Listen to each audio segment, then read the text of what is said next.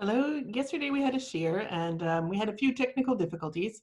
So I'm going to re-record it now. You may not be able to see my face up in the little corner, but that's me speaking, and I'll just have the slides on the screen. Okay, so I hope that's going to work for you. Please understand that it'll take me a few minutes to get to that point, but hopefully it's going to work right now.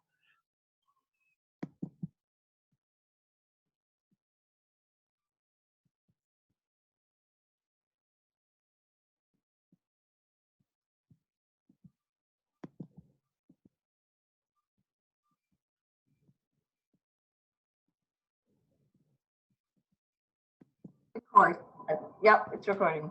Okay, you're recording to the cloud, it seems, not to my machine. Are you recording to your machine? Recording to the cloud. Okay, please God, Rabbi Karyn will be able to get that. Okay. Okay, so let's begin. Thank you for enduring my technical difficulties.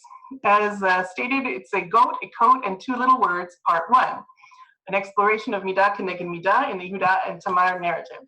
So tonight we're going to focus on the understanding Midah Keneged Midah and understanding that within the context, but only focusing on the goat and the coat. Next week we're going to focus on the third one, but with a little more depth to it. So tonight, as I begin, I'd like to, the dedication, the sponsor for this shiur is Ruthie and Michael Mamming, in memory of Ruthie's father, Bechor Yosef, Ben Shmuel, Rachel, marking the 11th month of the first year. May our learning together be an aliyah for his neshama. Okay, so moving forward, the introduction. The introduction is quite lengthy. The first thing about the introduction is I'm going to ask that Elaine I already had this, right? That Elaine is going to monitor the chat for us. In case you didn't hear that, you came on late. So if you have something to say, I appreciate it very much. I really love interaction on a regular sort of in-classroom thing. I would love it. But because this is this format and I have a lot to cover, I'm asking you to hold your comments or questions unless they are a question of I don't understand what's going on. In which case, let Elaine know and she'll stop me and tell me what the problem is.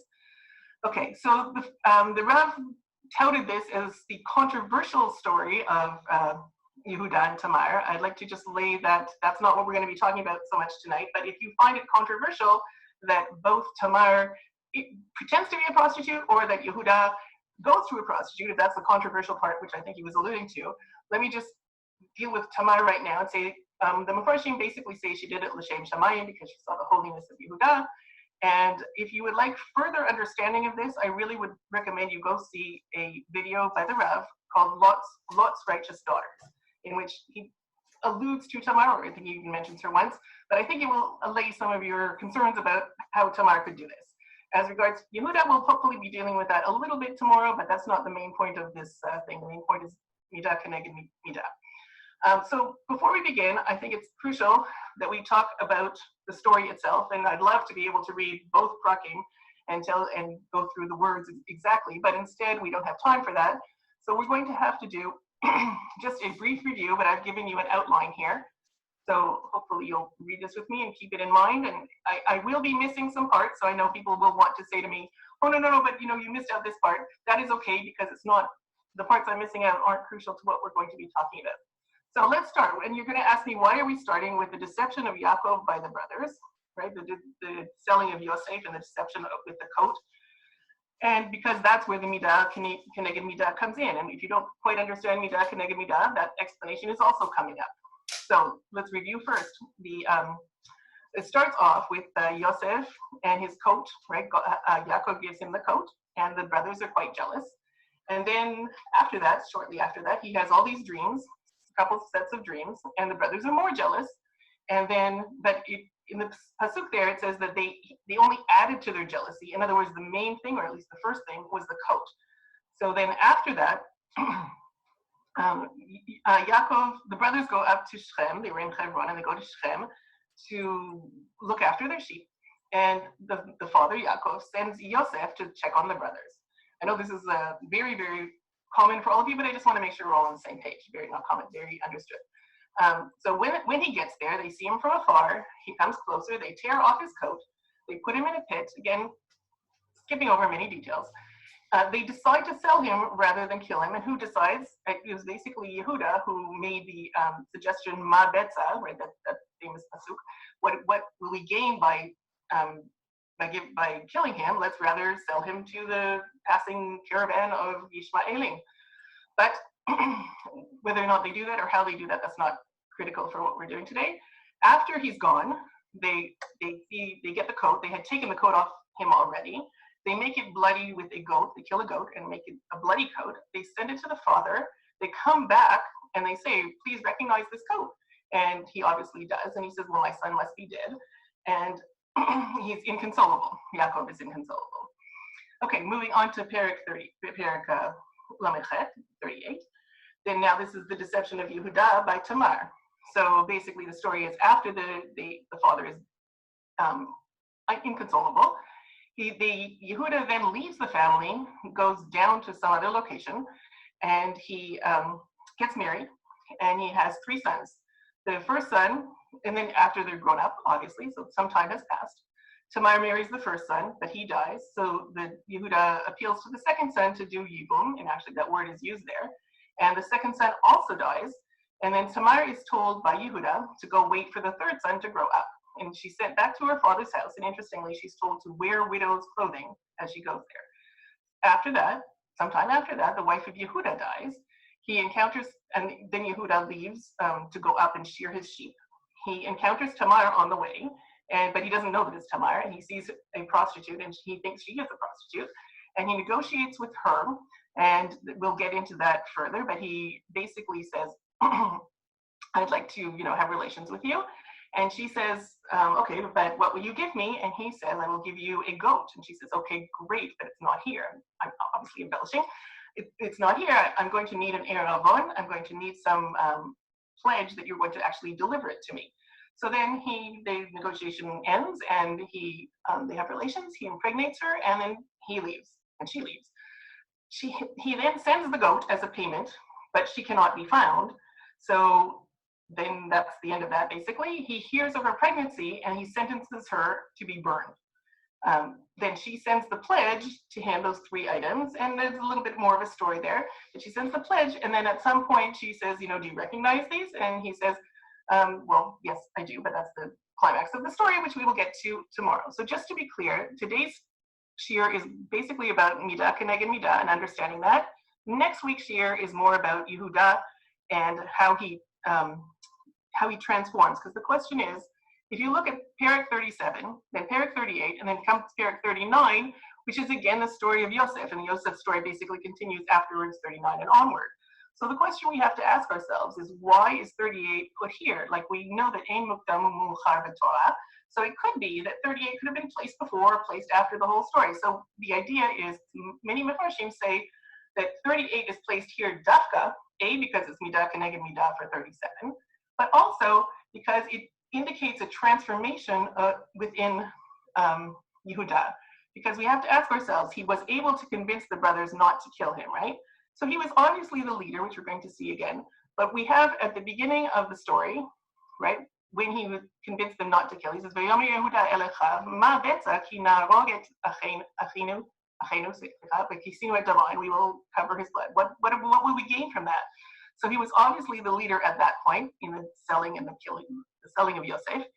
But then all of a sudden, not all of a sudden, but at the end of the story, we have him and his encounter with Yosef, who is the vizier, who he doesn't know that it's Yosef, and Yosef is saying to him, you have to leave Binyamin, who is, remember, also the child of Rachel, the favorite son. So it's basically a very parallel situation.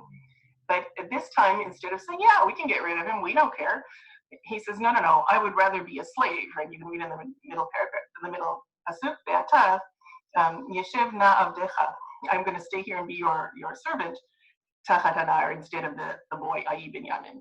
So he really made this 180-degree transformation, and we have to ask how that happened. So most Mefarshim say it happened through 38, through the story of Tamar, and I invite you to go and look at all the Mefarshim and figure out all of their different pathways, and I'm going to present to you one pathway over the course of these next 2 classes. Okay, so let's see. Very good. So, but first we're going to talk about something that I think is important in this story, and we're going to get back to it next week. And I'm sure it's a concept you all know, but I just want to reiterate it because I'm not sure, everybody's different in their learning. So here we go. So the idea is hashgacha. Hashgacha is providence, divine providence. And I'd like to give these two examples. The first example is a mashgiach. Hashem is like a mashgiach for us. We are working in the kitchen as chefs. We're working in our lives as whatever we're working. And Hashem has a plan for us. He wants that meal at the end, that perfectly kosher, beautiful, tasty meal. But as a mashgiach, he has to say, well, you know what? Maybe that ingredient, what you're doing is not so kosher. Maybe I'm going to guide you and take it away from you. Maybe I'm going to give you a different ingredient that is more kosher. I'm going to look through, your stock of items. I'm going to check that your stove is kosher, i.e. that you're behaving properly, etc. You can make the analogies as you will if you are so inclined because you love food. So in other words, Hashem lets us do what we want in general, but again, he will help us when he sees that we have a purpose in our lives that he wants us to achieve, and he will guide us in that by taking away or giving us things that we need or guiding us in some way. And I think that is obviously very evident in the story of Tamar and Yehuda, and which is why I'm saying it now. The second model, and the preferred model, the one I prefer, is pinball. I don't know if we're old enough, people on this feed are old enough, but pinball used to be a thing. I mean, now we have computers of pinball. I doubt we could find a pinball machine if we wanted to. But you understand that it starts at the top, and there's a goal somewhere down the bottom, and as the ball flies down, like sometimes there's these bumpers on the side, I don't even know the technical names, but the bumper could be bumped a little bit, or it can be bumped a lot, and then sometimes there's a total redirection where you like go down a hole and come up, and et cetera, et cetera. And so that's like Hashem does that for us. He bumps us a little bit and says, you know what, nudge, nudge, maybe that's not where you should be going, etc. And Hashgacha, we don't always see it, but of course we should see it in our lives as much as we can and appreciate that he's always trying to do the best for us. Okay? So, and of course in our story, Hashem can use all methods of battering us or battering Yehuda as he wishes, but I'm going to focus on the idea of midah keneged midah. So now we have to explain what midah keneged midah is. So let's go there. In English, we would say it's measure for measure. I think there's a Shakespeare play like that, but okay, I should really check that out. Next, also, there it has other names. You can say it's poetic justice, okay, and if you want to be technical and use the Latin, it's lex talionis. Okay, so I won't be using that term for you guys, but that's just for interest's sake. Basically, it means pay back in kind. So what does that mean? Where's the source for that? The source is from these two, and I think there's a third one in Karyn, these two places. I'm not going to read it all, but basically it's ve'ish ki yitain mum, so a person who gives his fellow names his fellow ba'amito in his nation, within his nation. Kasher asa ken yaseh lo.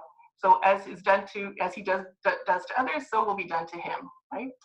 Shever tachat shever, and the most common one is ayin tachat ayin, right? So they have fracture for fracture, eye for an eye, shein tachat shein, a tooth for a tooth. Kasher yiten mum be'adam ken yinaten lo. So as he has given him a meaning, so will be given to him. And again, the second column also is basically the same thing, explaining an eye for an eye. Now, we don't usually, obviously, according to the Torah Shabbat, we learn that no, we actually don't hit out their eye. But what happened is historically, in this time before the Torah was given, what would happen is there would be revenge. A family member would say, okay, like, my brother's eye has been gouged out, and now I need to go and revenge him, and I will not only go and gouge out his eye, but I might even kill him. So the idea of this whole law is to restrain and restrict people from being overzealous in their revenge taking. So, and of course, the idea is the restitution, the giving money instead, is a much better option, because despite the fact that having somebody else's eye gouged out might be very, very satisfying, because my eye's out now, his eye's out. But really, what I would need much more is to have some money so that I can recuperate, so that I can get myself back on my feet, maybe find a new job, support my family, while I'm recuperating, etc. So that's why the halacha does it that way. So of course, right, with this example, we are talking about an earthly court system, right, where woman, judge looks at what has been done and says, okay, the damages for that. And of course, the halachot, I'm not very familiar with all of them, but the idea is if you are a different level of person, if you were an eye surgeon and your eye's been gouged out, then not related to being an eye surgeon, if you're any kind of surgeon, then obviously, let's say you work with your hands and your hands have been damaged, whatever it is, then you will be paid more than somebody who is, I don't know, a farmer or somebody who doesn't work with their hands at all. Maybe farmer and surgeon are the same, I don't know. Okay, so that's not what we're talking about here, but that's the source of the idea. So the idea then can be extrapolated to the divine bestowal of matching retribution.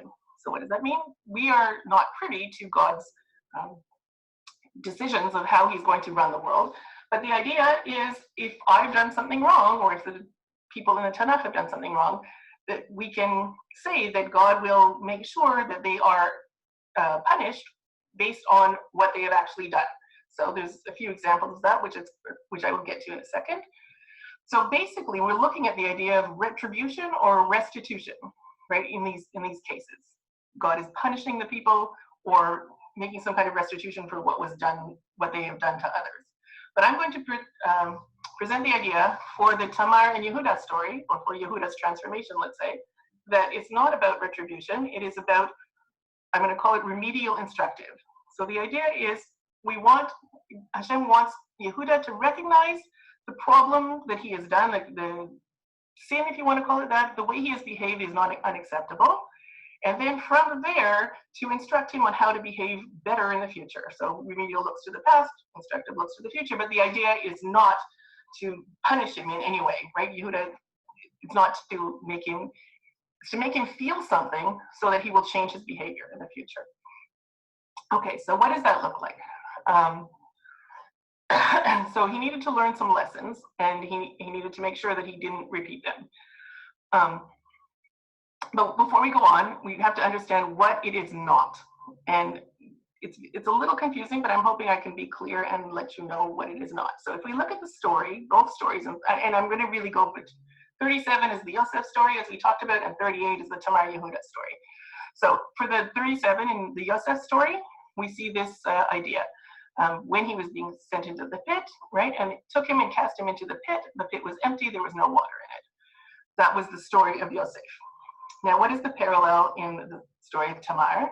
I'm going to suggest to you that it is this. That it is when Tamar, I'm going to read in English unless I feel like Hebrew is important. Then Judah said to his daughter-in-law Tamar, "Stay as a widow in your father's house until my son Shelah grows up."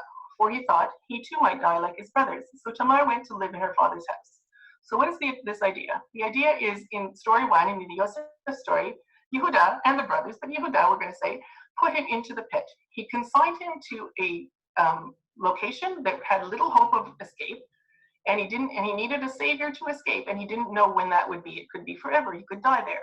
So similar to the story of Tamar, the parallel there would be that Yehuda also consigned Tamar to be a widow, to be an aguna, actually, to pretend she was a widow, and not widow is actually better because you can get married as a widow, but she could not get married. But she would go into her house. I guess wearing the widow's clothes would make her seem that she was unavailable to anyone else. That's maybe my guess, because in the time of mourning, if you're a widow, you shouldn't be thinking of getting married. But in this pit, in the proverbial pit that she's in, she is unable to get married again. So therefore, she's unable to come out of the pit. The only savior for that is going to be Yehuda, but he doesn't save her, because if you look at the sentence, it says, he too might die like his brothers. He was worried to give her to Shelah, the third son, because he might die, just like the first two brothers did. But would there ever be an escape from that? Would she say, oh, well, now Shelah's there 40, so now he's not going to die? No, he would say, whatever age Shelah is, or whatever age she is, she's going to die. He's going to die. He marries her. So therefore, it's a bottomless pit with no escape. So this is a parallel. This is not a midah keneged midah. If Tamar would have put Yosef in the pit, and then this would happen to Tamar, then that you could say that was midah keneged midah. So I hope that was kind of clear, because we're going to go now just to talk about midah keneged midah and not so much parallels. Okay, right? Because nobody actually, because Yehuda put both of these people in a pit, there's a parallel there that we're going to talk about next week. Okay, so this is, I just added this thing about 20 minutes ago. So even Rashi says, he says, Shelo haya b'da'ato l'asiya lo. So there was never an intention for him to have her marry him, have him marry her. Just a proof of what I just said. Okay. Okay, good. And then we go on. Okay, I just gave you the slide again for no reason. But the bottom line is there's no perpetrator that was affected by the second story. So therefore, it's not midah keneged midah. So with that in mind, we're going to move on to the coat. I hope you don't mind. I put the coat before the goat, as opposed to the title, but I like that you're laughing. Somebody, that makes me happy. Okay, the cart before the no. Okay, so let's begin then.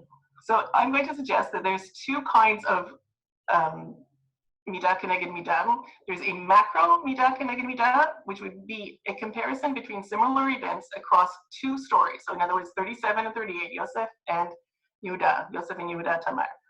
That would be a macro kind of midah keneged midah, and a micro kind of midah would be a similar elements within one story. Now, I'm not hoping you're confused, but I would be confused right now.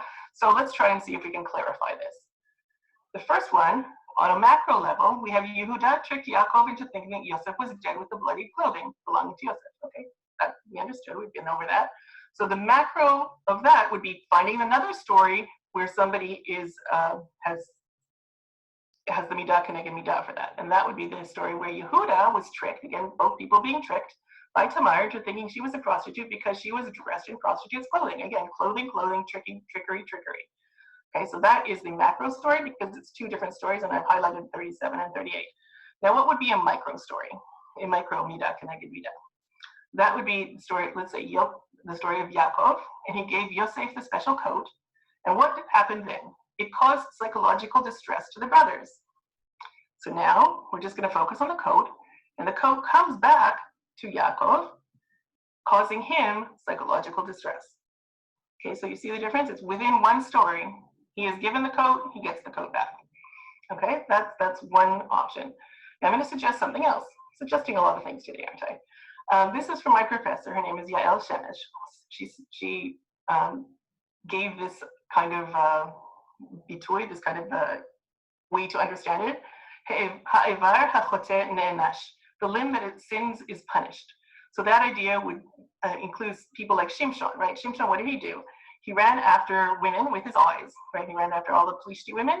So in the end of his life, his eyes were gouged out, right? So this is a special case of midah keneged midah, right? The limb of the body was punished that did the sin. Similarly, Absalom, who was the son of David, he tried to get people he win over people and have a rebellion against David with his charm and his wit, I guess. But also he was very, very good looking, and he had these beautiful locks of hair. So when he died, his hair was caught in a tree, and he was killed by Yoav because of that hair. It's not exactly because he was too vain or anything, but the hair was a very big part of like who he was. So that's Ivar HaChoter Ne'nash. Now I'm going to suggest a different thing. This is called Hadavar Hamachti Ma'anish. The thing that caused the sin is the thing that punishes. So it's not obviously the thing that caused the sin. So you can't say the clothing itself was the cause of the sin. The person used the clothing to cause the sin. So maybe the English wording is not quite exact. But so obviously in the case of Yaakov, he gave the coat, which caused the brothers to have a reaction to that. So let's look at that a little bit more closely. We have what I call the micro midah, right? Micro midah keneged midah. So if you have Yaakov and Yosef and the brothers in the story in Perek 37, Yaakov gave Yosef a special coat. The perpetrator is Yaakov. The aggrieved party is the brothers. The effect is they lower their status of the brothers to second class. And obviously that causes them consternation, of course. They would like to remedy that situation, and they don't like being second class. So he gave the special cloak, and the result was the cloak that was returned to Yaakov in a bloody state. So they created a plan to fix the problem, right? And the item used to pay back was the bloody coat. So if we ask ourselves, okay, so then what happened in the Perek 38, the Tamar and Yehuda story? Was there also similar clothing? Within the story itself, not related to 37 and 38, but just within 38. Excuse me, I'd love to be able to say, okay, now get off into groups and talk about this and figure it out. But unfortunately, we don't have time, and groups are a little bit difficult to do in this scenario. Okay, so let's see. First, we're going to read what happens. Note that these psukim are not continuous. So it's 38, 11, 14, and 19. So at the beginning, it says, V'yomer Yehuda. It's very small for me, so it's hard to read the Nekuda. V'yomer Yehuda le Tamar kalato. So he said to Tamar, not his bride, but his son's bride, Shvi almana beit avich. So go back and dress in widow's clothing in the house of your father. We're going to skip down to the next one. But Tasar, so after that, after she realizes he's on the road to go shear his sheep, she says, somebody tells her that, and she says, okay, I'm going to hatch my plan. So Tasar bigdei al menuta me'aleha. So she takes off her widow's clothing that has been assigned to her by Yehuda. V'techas b'tzeif u'betit alaf. So she then covers herself with this scarf, and she wraps herself in it. And because of that, he thought that she was the prostitute, right? And then after the whole thing is over, after the negotiations and after they had relations, so she got out and she left, and she took the seif of the ostensible prostitute's clothing, so, and then she got put back on her widow's clothing. So how does that relate? Let us see. We see that in the Yehuda Tamar story on the bottom, right? Yehuda told Tamar to return to her father's house as a widow, right? Basically giving her the clothing. It's not, he didn't hand it to her, but the effect of his words were that she had to wear that clothing. The perpetrator was Yehuda, the aggrieved party is Tamar. He lowered her status as well to widow, and she wore these widow's garb, but she had a plan as well. So she switched her clothing for those of the prostitute to trick Yehuda.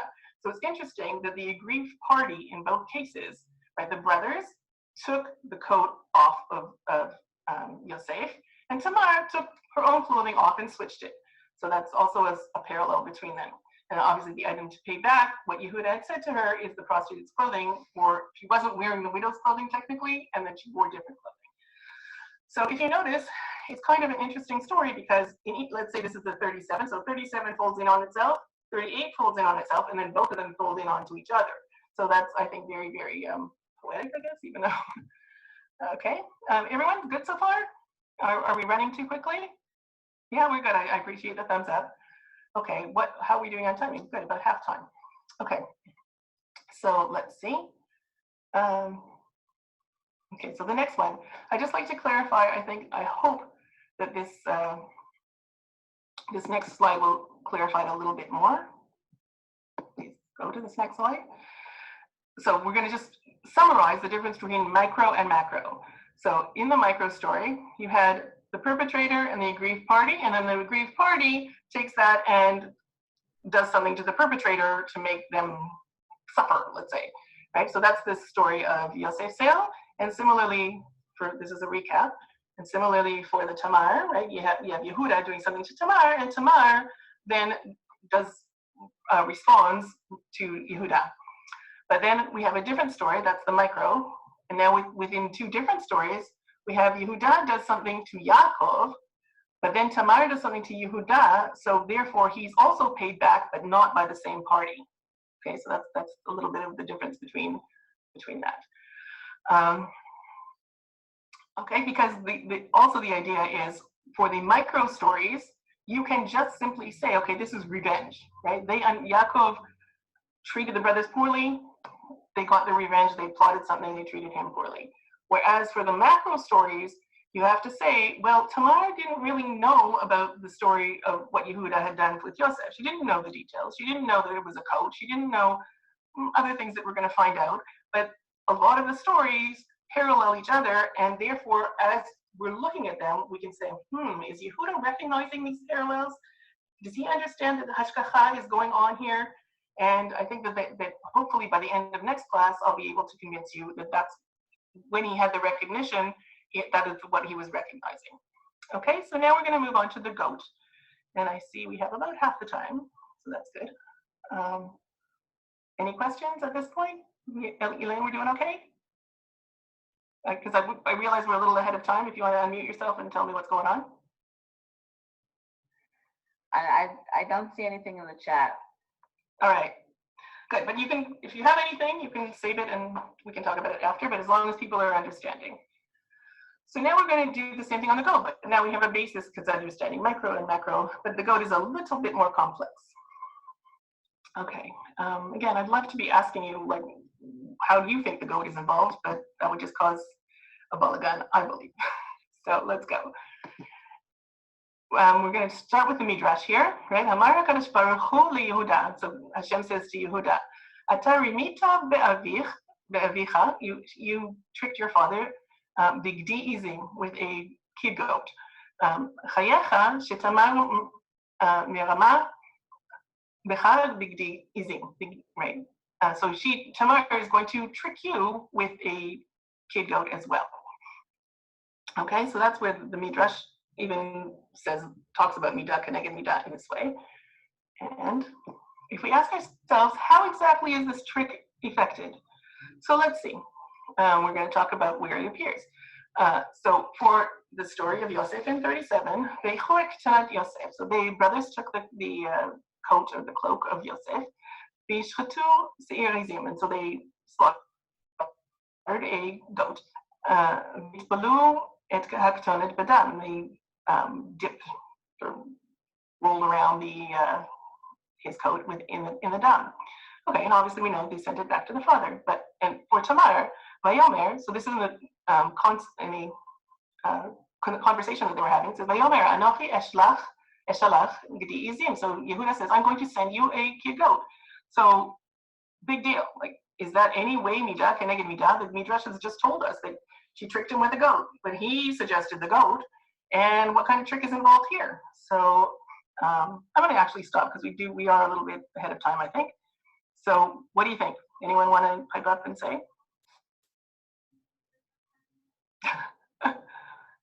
I have the people I'm watching on the bottom. I like watching you. You don't know who you are, so it could be anybody. Okay, nobody? Okay, well, I'm going to suggest that because the Gedi occurs one more time, that this is actually not the trickery. The trickery comes a little bit later in the story when the encounter is over and she has gone back, and then Yehuda sends V'yishlach Yehuda et Gediazim beyad re'ehu. So he sends the goat as a payment. Remember, he promised her the goat, but she took the Erev, she took the pledge instead. He sends her a goat as a payment, but she's not there, right? Mi'ari ha'isha ve'lo mat'a. He did not find her, right? So the trickery was that she wasn't available, because obviously if she had been available, she would have to take the goat and give back the three things. And she wanted to keep the three things because those are the things that were going to identify him as the father. So she tricked him by not being available. I think but again, this is not midah keneged midah in its pure form, because yes, it was a trick, but it didn't bring him to, well, maybe it did, let's see. So if you look at it that way, what was the parallel? I'm going to ask you again, see if you want to jump in. What was the parallel between this story and the story of the tunic, the story of Yosef's tunic?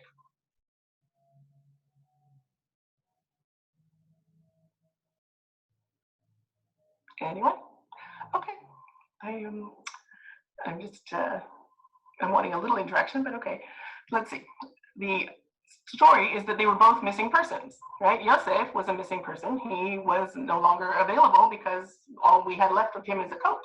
For Tamar, we couldn't find her at all, and the goat was unavailable to be delivered. So in this idea that there was a missing person, both of the people who discovered the missing person, i.e. Yaakov and Yehuda, had a measure of psychological distress. I mean, obviously the measure for Yaakov was huge, and the measure for Yehuda, I mean, he said something afterwards that, don't worry about it, we can't find her, basically. So it was a little less distress, but obviously not having the three things that identified you, it would be like saying, I lost my wallet and she could be using my credit cards all over town. So his chotemet, right, his seal. So therefore, that's not a good thing. But again, it was less psychological trauma than losing his son, as did Yaakov. Okay, but I'd like to propose another idea as well. That each of these two things, the goat and the coat, were connected and as a primary and as a secondary source of midah keneged midah. Would anyone like to take a stab at which one was primary and which one was secondary, and maybe even why? Okay. I'll let you just think about it for a minute. Nobody has to answer. Just think in your own head, or talk to the person you're with. Okay. So let's move on. So I'm going to suggest that the coat was the primary and the goat was the secondary. I mean, obviously for the reason that the coat was the thing that was of higher value, and the blood for the Yaakov story at least, was secondary. But but the coat, imagine for a moment, if you were Yaakov and you would had received just the coat, then you would say to yourself, oh, well, first of all, you might not have received anything. The brothers could have just come back and said, hey, we didn't find him, we don't know what you're talking about. And then Yaakov would obviously go, oh, wait a second, he's missing, he's lost, we're going to go in for a search party. And even if the coat would have come back, and they would have said, well, he's maybe put his coat down, he went for, I don't know, a swim, or it was too hot or whatever, and he left it there because he's a ditzy kind of guy.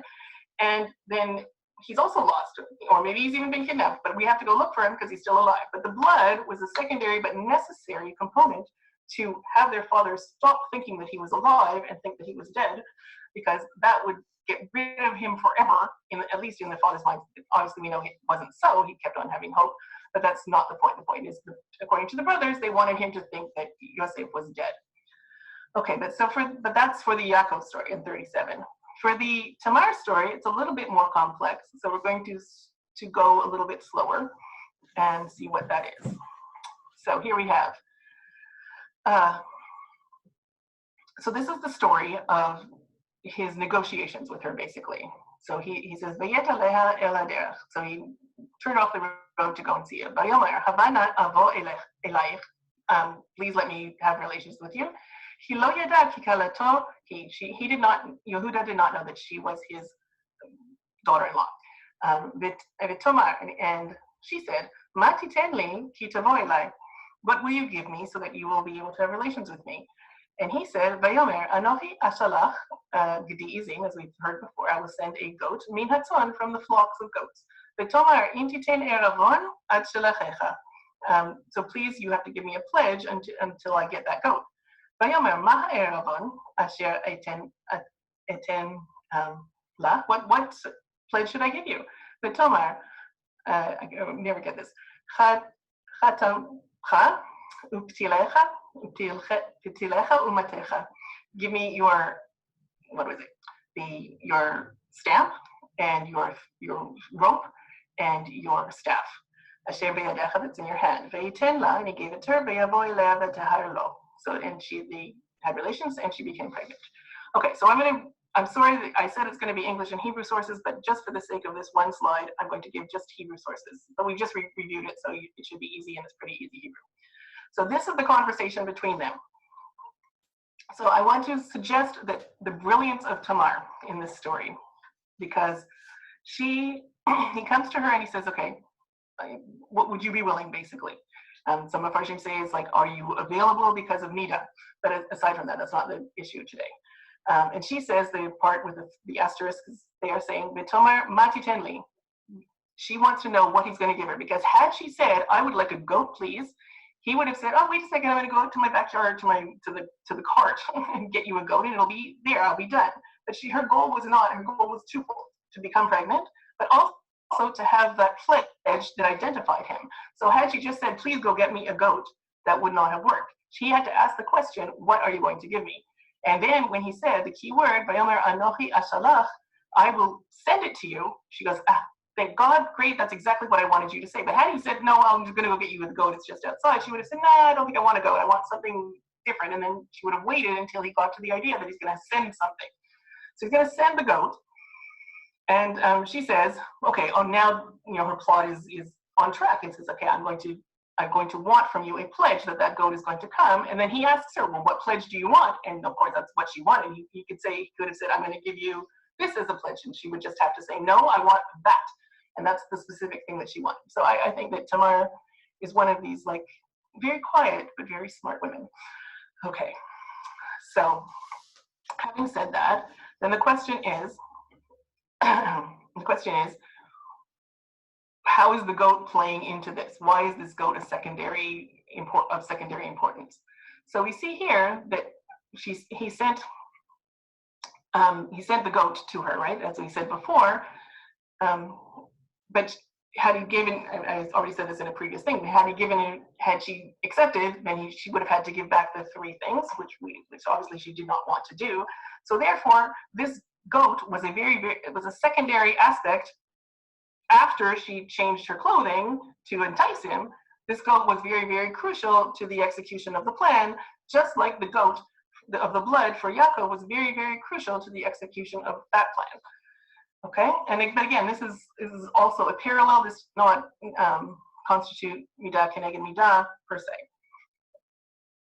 Okay, and just an interesting aside, because I just like these interesting asides, that both the coat in the Yaakov story and this goat were both sent not by the brothers. The coat was not sent by the brothers. It was sent to the father without the brothers being there, it seemed, right? It was taken to him, v'yishlechu, right? And then also, Yehuda did not take the goat himself, but sent somebody to do it for him. So I just thought it was an interesting parallel as well. Also not midah keneged midah. Okay, now the question is, the goat. We've talked about the parallel between 37 and 38, the macro idea. We're going to get to the micro idea, and then we're going to wrap it up for the evening, and I'm guessing a little bit ahead of time, so that's good. The micro idea, meaning the story within the story, we have to ask ourselves, why was a goat chosen, right? Why couldn't it have been something else? And I think that there is a micro lesson to be learned as well. So if we look at the Yaakov story, so I guess this class today is not just about Yehuda Tamar. Tomorrow, next time will be much more so. This is also paralleling with 37 and the story of Yosef. But we see also on the micro level, within the story where he sent, and then he got the coat back, or he sent Yosef and he got his coat back, that he has this pasuk, Vayomer lo, this is as he tells Yosef to go. Lech na re'eh, go and see, et shalom achicha, the peace of your brothers, does it translate as peace here? How they're doing, okay, how they're faring. Ve'et shalom hatzon, and the shalom of the tzon. So as we know, Tanakh does not choose words randomly. It is very meaningful when words especially are the same here. So the question we can ask, and again, I think this is weak in the sense that it's not necessarily the truth, but the Tanakh is alluding to us that maybe Yaakov had a parallel understanding, or parallel, not love, but a parallel concern for both his sons and the flocks, or at least more of a concern for the flocks than was necessary.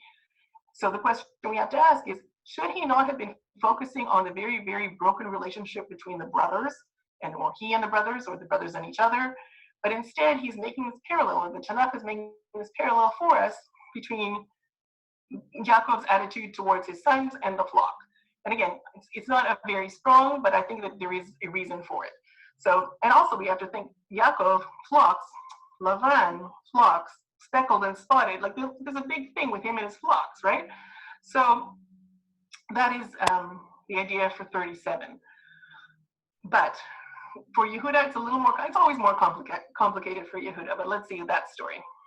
Flocks. So we're gonna have to wait a few minutes to get there. Okay. So this is from 38, obviously, Yehuda. Vayervu hayamim. So after the second son had died, this is the story. A long time afterward, v'tamat bat Shua, so his wife died, Eshet Yehuda, the wife of Yehuda. V'inachem Yehuda, and Yehuda, translated there, when his period of mourning was over, but I prefer the alternate reading of he was comforted. Right? Vayal al gzozei tzvano, so he went out to shear his sheep. And if you know, like Tanakh or ancient cultures, the shearing of the sheep was actually a festival, right? Naval also was shearing his sheep. It's a time to be very, very happy. He and his friend Chira, Ha'adulami, from Adulam, Timnata, they went towards Timnah. Okay, so this is an easier one. Let's see if somebody will say, well, what impression do you get from Yehuda at this point? How are you feeling about him, just from these 3 psukim?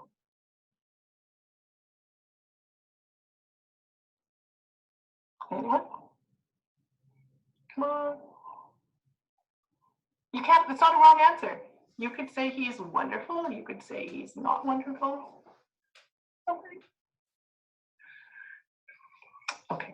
Okay, I love you all anyway. I will continue.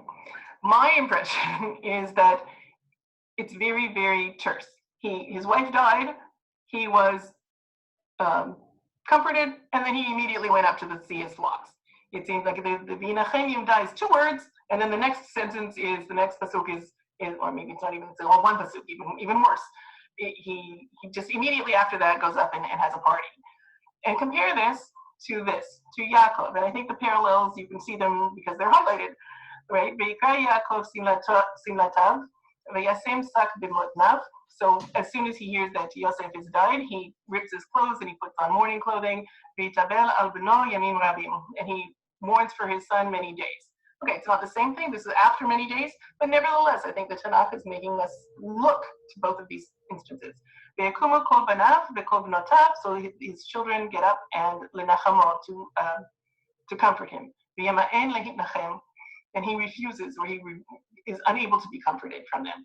This is obviously a huge contrast, and again, these are contiguous psukim, so therefore we can make the comparison. But Yehuda, by contrast, doesn't seem to care much, or he was comforted, but it wasn't a very big deal.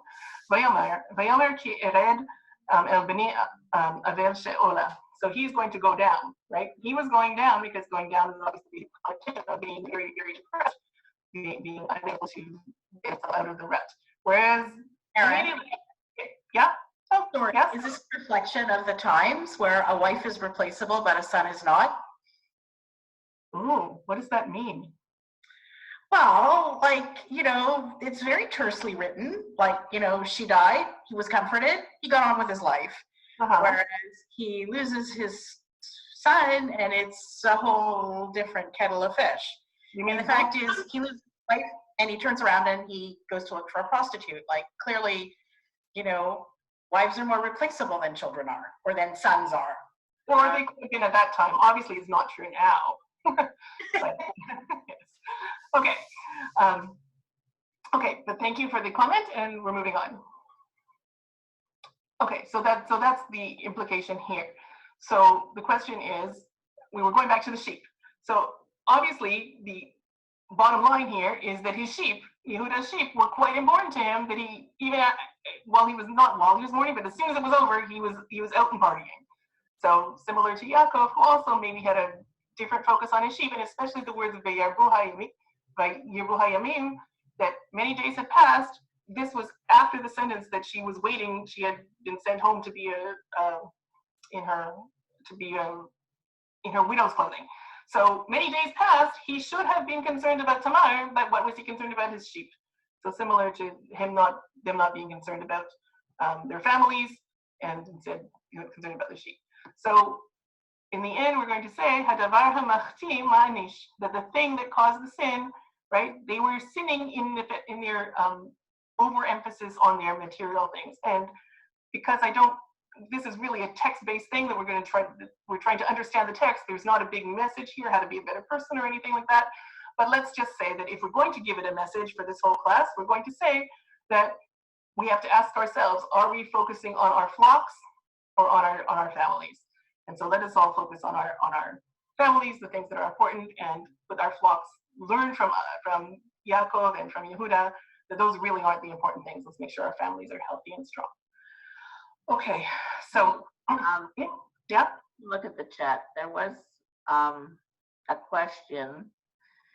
Would she, meaning Tamar, be available to Yaakov according to halacha, as they're both widowed? To Yaakov or to Yehuda? This is, would she be available to him according to halacha, as they're both widowed? She was supposed to be marrying Shelah, the third son, right? But because there's an idea that if it's within the family, right? So if it can't be another brother of her dead husband, it can be Yehuda, the father, and obviously that was okay because from there comes Mashiach, of course, right?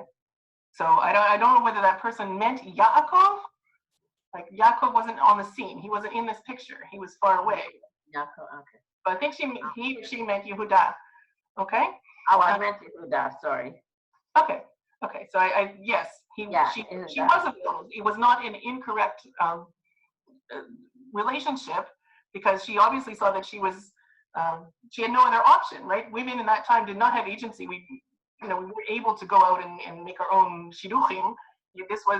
He was the patriarch of the family, and he obviously, when he says take her out and burn her, when he sees that she's going to be, she sees that she's pregnant, then he has that right as a father-in-law to do that, because she's obviously been with a man that she shouldn't have been, because that's considered to be, what's the word, adultery.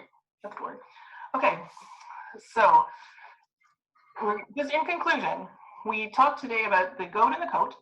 We talked about midah keneged midah and how that relates both micro and macro. We talked about the comparison to micro and macro to parallels. And next week, we're going to pick it all up and deal with the last two little words, but focus more next week on the idea of how Yehuda was transformed by these events of Perek 38 and how he became the leader of the Jewish people. We are named after him. We're Yehudim. Mashiach comes from him. I mean, we're not going to answer all these questions in detail, but at least we'll get an idea of how the Tamar story created that leader that we needed to have. So I am now putting up my email, and I would love for you to take it down. And if you have any questions for next week, if you have any thoughts for next week, if you want to hypothesize for me how you think the transformation occurred, I will be more than excited. And if you have something that I think is really cool, and if you agree with me, I'll tell you that. But if not, I will try to say it next week as well, because I think that why not? Like, let's share our ideas. Let's learn Torah together in a meaningful way. Okay. So there are questions in the chat. So why don't you just open your own chat? I will. Do you think we're going to need any more? I'm going to stop sharing, and if we need to go back to it, we will, because I want to see all your beautiful faces. Okay. So now I need to chat. Okay, I'm going to look at the chat. I don't see anything at all. Oh, could that be? Did they write directly to you only? Yeah, they were sent privately to Elaine. Privately, so okay, let me read it. Okay, I'm not sure people want to be identified, so maybe you don't identify them unless they want, and they can pipe up and unmute themselves if they do. But so I don't know how long, what time is it now? It's 8:56. Okay, so I'd love to say thank you to everyone, because if you need to go, then maybe that's the time for you to go, and I won't be insulted. I won't even know that you're gone, frankly. But anyone who wants to stay, we can talk about it, for the next, until Rabbi Karyn comes on with the next Zoom call he needs to make. Okay, so go ahead. What are the questions? Okay. Why didn't she confront him rather than trickery? So we have a long history. I'm going to dissemble here a little bit. We have a long history of women not confronting their husbands in Tanakh, right? Why didn't Rivka not confront Yitzchak about the difference between Esav and Yaakov, right? Sarah didn't really speak up when he said, okay, let me call you my sister. All these different things. So it wasn't sort of a time where women were able to do that, and I think that's unfortunate. Later on in Nach, women start speaking up, and you get the smart women of Tekoa, etc. So it happens a little bit later in Tanakh, and then maybe a little bit later in history as well. I'm not really answering your question, am I? Why didn't she speak to him? I'm not sure. She could have, but maybe she had already. Maybe that's part of the thing. It's not. Actually, I should confess. There is a shita of this whole event that basically says when she put a scarf around her, that he made the assumption she was a prostitute, and then she just went with it. But really, Rashi says, I believe, that she put a scarf around her because that's how he knew her, because she didn't ever she always had a scarf on when she was living in his house. So, and therefore she was dressing up basically to meet him and tell him the story of what's going on and why aren't you doing this? Why aren't you doing this, Shayla? She was going to confront him, but I'm not sure I believe that. I don't think it fits the shot reading of it. Okay. Hope that. Halachically, a father-in-law may not sleep with a daughter-in-law. Yes, I'd love to say that the Avot kept all of the Torah before the Torah, except when they felt that it wasn't really necessary. So, right, like Rachel and Leah are sisters, and that's also a forbidden relationship for one person to marry. So, obviously, had he known, he maybe wouldn't have done that, right? And next week I am going to address this a little bit about how he could sleep with a prostitute again, but it was very clear in the text that it says he did not know that it was her, right? Those words were meforash there, so therefore he wasn't doing anything bad that way. Maybe she was, but again, who was she? She was a desperate woman. Okay, if this doesn't satisfy you, I'm happy if you email me. Go ahead. Okay, my question is the part where Yehuda's wife passed away, was that after or before the incident with Tamar? This was before, right? First son dies, second son dies, the wife dies, and then he goes up to shear his sheep. And on the way to shear his sheep, he meets her at the crossroads, and that's where it all happens with Tamar. But it says after the days of mourning, so it doesn't say how long he was mourning for his wife. No, it says after many, this is Yehuda, right? After many days, she died. And then he mourned for her. It doesn't say he mourned for her many days. Sorry? What? It does not say he mourned for her many days. It says after many days, i.e. after many days from the time that he had consigned Tamar to go live with her father. Then the wife died. I'll read it up for next week. No, whatever. I'd love for all of you all to read it up for next week and come back and more questions and send me questions and whatever you want. Okay. Anything else? Just thank you, great Shiur. It was very interesting, and the fact that there were no confusing questions on a difficult subject. You explained it very well. Anyone who else has questions, they can unmute themselves now. Okay. Yeah, for me, I'm a visual learner, so I like to put things in charts because to me, that's the only way I understand it, and I figure that might help other people too. So, okay, so have a lovely evening. Have a great day. See you next week, I hope. Take care. Thank you. Thank you. Bye-bye. Okay. So, Elaine. Did you stop the recording? Yeah, stop the recording.